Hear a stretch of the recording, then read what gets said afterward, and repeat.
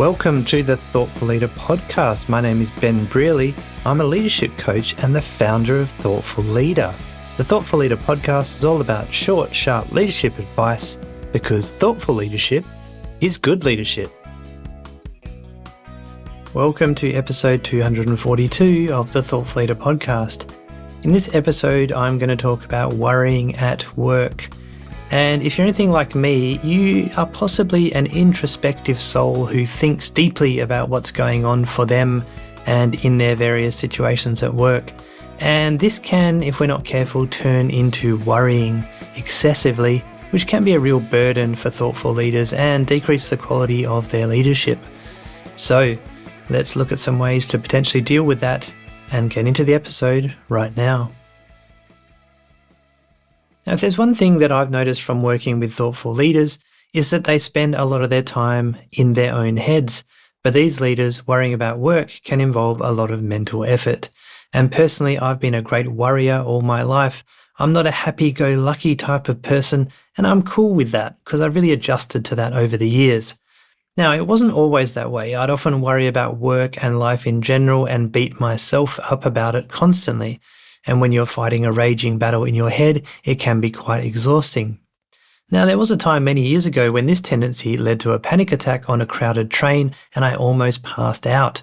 And after that, I started to seek solutions and learned about the importance of my environment and my own thought processes to reduce my worrying tendencies. So in this episode, I'm going to outline a few tips and resources that I have found helpful on my worrying journey. And do I still worry today? Yes, I do, because that's how my brain is wired. But does it bother me? Not so much. And one note I'd like to put at the front of this episode is I'm not a therapist or a mental health expert, and this episode is not treatment for mental health conditions.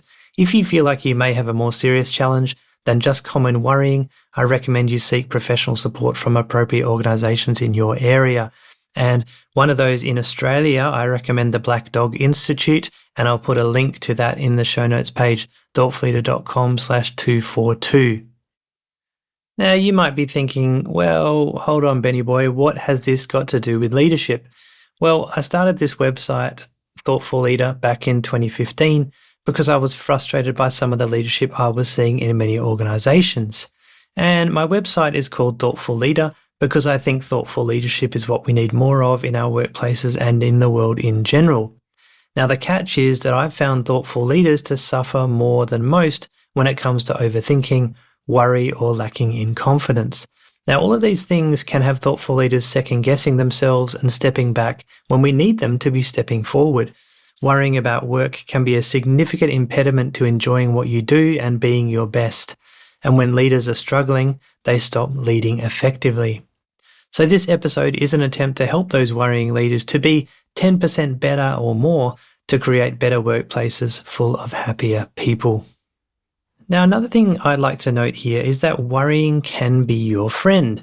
Worries often show up as persistent thoughts in our heads, like a little devil on the shoulder that whispers in your ear. Now, it can be quite frustrating to listen to persistent worrying thoughts because it's hard to feel at ease when your mind tells you that you should be worried about something. However, worries can be quite constructive and helpful. Worrying about work can tell you where you should be paying attention.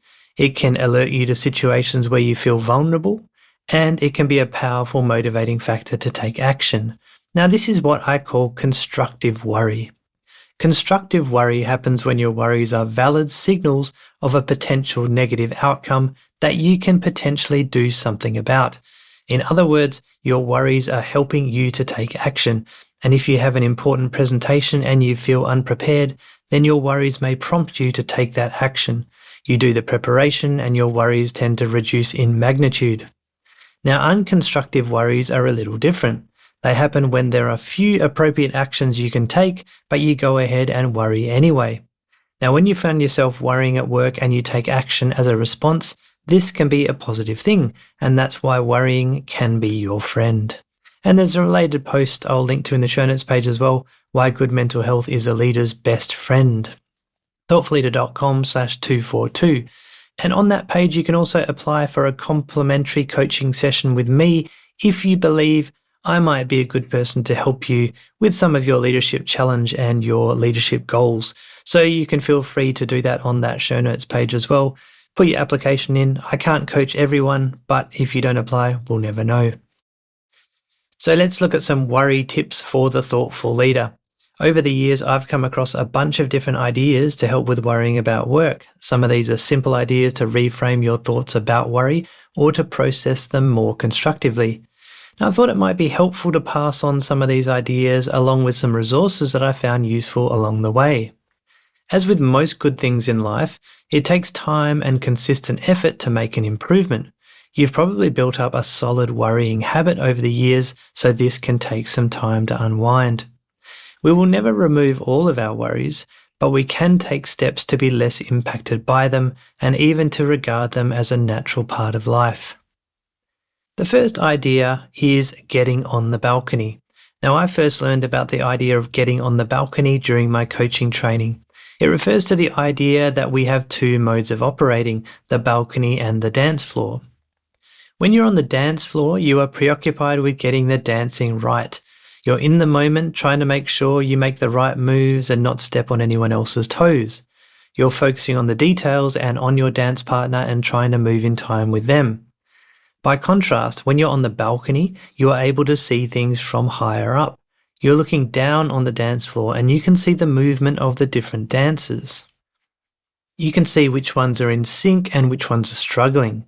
You can observe which ones look experienced and confident compared to those that are bumping into others and getting the timing slightly wrong. In other words, you can observe the scene as a whole rather than being involved in the details of the dance itself. So let's say you're having a performance-related conversation with a team member. You're speaking, making sure you get the important facts on the table, and you're listening and responding to what they say. You're in the thick of it on the dance floor dancing with the team member. Now, when you get on the balcony, you are instead observing the dynamic between the two of you in a more detached way. So you might ask questions like, how is the dynamic in this conversation? If there's a performance problem, what's really going on here? How am I being that is influencing the way this conversation is going? And what's the ideal outcome for this interaction? So getting on the balcony is a way to step back and assess the situation at a higher level, looking at the bigger picture. So when it comes to worrying at work, we might use the balcony to observe our thoughts at a greater distance. Instead of directly engaging with the worrying thought and feeling the stress and anxiety that it brings, you might try taking a step back. How am I thinking at the moment? What was the trigger for this worry? What's the message that this worry is sending me? So rather than engage with the content of the worry, such as I'm going to get in trouble because I'm not prepared for this presentation, you're looking at the situation surrounding the worry. Does it point to a lack of planning, poor time management skills, a lack of confidence, low motivation? Or is it simply a worrying thought with no real basis in reality? So the balcony dance floor analogy, I think, is a useful one to try when it comes to worry as well. So see how that works for you. Now, idea number 2 here is that thoughts are not facts. And I think this one came from reading the book The Happiness Trap by Dr. Russ Harris. I highly recommend this book, which has a few interesting therapy tools in it. And I'll put a link to The Happiness Trap in the show notes page as well.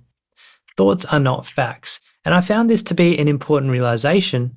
Just because you think something doesn't mean it's true. If you think of a pink elephant coming into your house, it's probably not true, but we have a tendency to believe our worries or bad thoughts about ourselves. Our brains have evolved to focus more on negative outcomes than positive ones, and research suggests that this is because the consequence of bad events is often much greater than positive events.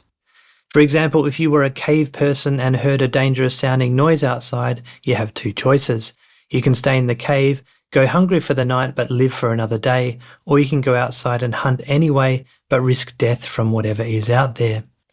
Now, in the situation of death versus hunger, death comes out on top and we tend to focus on that possibility more, so we'll choose to go hungry instead.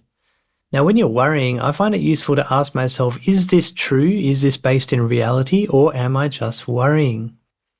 And there's another episode I'd recommend listening to related to this topic, number 143, How to Stop Overthinking Things. That can be a good one to pair with this one.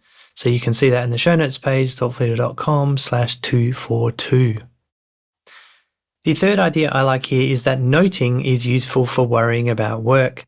This is another idea from the Happiness Trap book that I mentioned earlier. Now, when you have a negative thought or worry, you can get into the habit of noting it. That is, observing the thought and taking note of it. This is part of being on the balcony.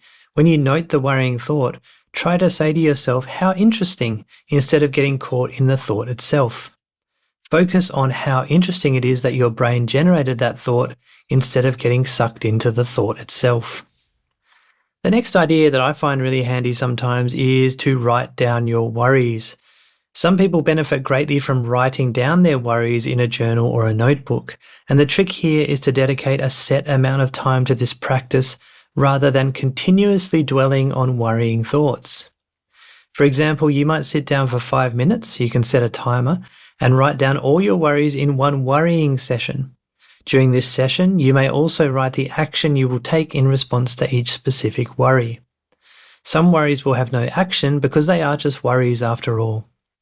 Now, this practice can have the effect of helping you feel like you have processed your worries, you have got them out of your system and noted any actions you need to take.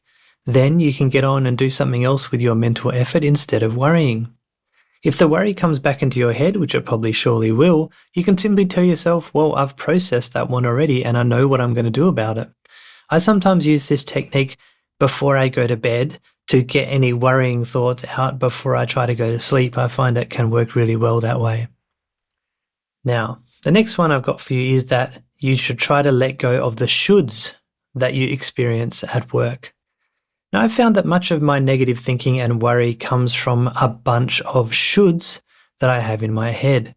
Things like I should be speaking up more, I should be doing more networking, I should feel more confident tackling that difficult conversation, I should be able to get all that work done in one day. Now, when I was a kid, I would vocalize some of these shoulds to my mum, and then she would say to me, "Who says?" In other words, who says you should do that stuff? It is very likely that nobody has ever actually said that you should do any of the things that you are telling yourself you should do. We are bombarded every day by rubbish on social media and the news. Celebrities, influencers, experts, they are all telling us what we should buy, how successful we should be, and what new fad we should indulge in. And I'm doing it right now to some degree, but I don't need you to buy anything. This podcast is free, so hopefully that's okay. And the next time you worry that you should be doing something, I'd recommend asking yourself, well, who says I should be doing it? And a related post, which I think is a really useful one here, is why self-acceptance is a foundation for good leadership. You can check that out at the show notes page as well. Now, this last idea, no, it's not, it's the second last idea, comes courtesy of the philosopher and neuroscientist Sam Harris.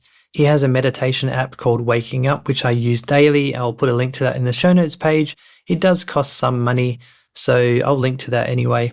You might find that useful. Now, meditation can be a useful practice to get into for increasing awareness of your thoughts, but I'm not going to dwell on meditation here. Now, what Sam sometimes speaks about is that our thoughts almost always automatically pop into our head without us consciously choosing them. So yes, we can think of specific topics to think about and generate thoughts ourselves, but the majority of our thoughts seem to come out of nowhere, almost at random. Now, if your thoughts are coming at you randomly, how can you possibly use that as an indicator of how you are as a person? You don't choose your worries, but they pop into your head. And that doesn't mean they are true or that you are broken in any way. It's just the way it is. And the last idea I have for you here is that you can't fix the thinking mind with the thinking mind. Now, if your brain is bombarding you with worrying thoughts, it can be difficult to use that same brain to fix the problem. After all, it's very busy being worried. That's why sometimes we can use our physical body to calm our mind. Now, many people believe that where the mind goes, the body follows, but there is research that suggests the opposite is true too. And Dr. Andrew Huberman has a podcast called The Huberman Lab, which aims to dumb down neuroscience research for practical application in real life. And I'll leave a link to an episode where he talks about breathing exercises that can calm our mind and body. Now, I sometimes use box breathing as a calming technique. I'll put a link to that in the show notes page as well. And this involves breathing in for a count of 4, holding for 4, breathing out for 4, and then holding for a count of 4 before starting the cycle again. Now, you can also extend the out breath, which sends a greater calming signal to the body. For example, instead of 4-4-4-4, which is breathe in, hold, breathe out, and hold, you would try 4-4-6-2. So breathe in for 4, hold for 4, breathe out for 6, and hold for 2, and then repeat the cycle. Now, according to Andrew Huberman, breathing out for longer has a calming effect, which he describes in his podcast as well. Now, the takeaway is that our body can also calm our mind, so use breathing or other relaxing methods, and this may help you to stop that racing brain. So I think it's always a good idea to pay attention to your worries, and I've become much more comfortable with doing this over the years. So we can observe them, take note of them, and learn lessons about what they might be trying to tell us. They can be powerful signals of where we are lacking in confidence or need to improve our skills. But on the other hand, we don't want to be a slave to our worries either. Many of our worries are unfounded and have no basis in reality. It's up to us to be perceptive about which ones are which and use them as information rather than to define us. So I'd love to get your thoughts on this topic. How have you dealt with worrying about work? Let me and all the Thoughtful Leaders know in the comments on the show notes page, thoughtfulleader.com/242. You might really help someone with your ideas about this one, so be sure to whack that comment in there. I really appreciate it. And I appreciate you listening to this podcast, of course, as well. And if you like the podcast or this episode, please don't hesitate to leave a positive review on your podcast app of choice. I really appreciate it. Helps me get the word out about the podcast and grow the audience of thoughtful leaders. All right. Don't let your worries overtake you. Keep up the thoughtful leadership, and I'll be back next week.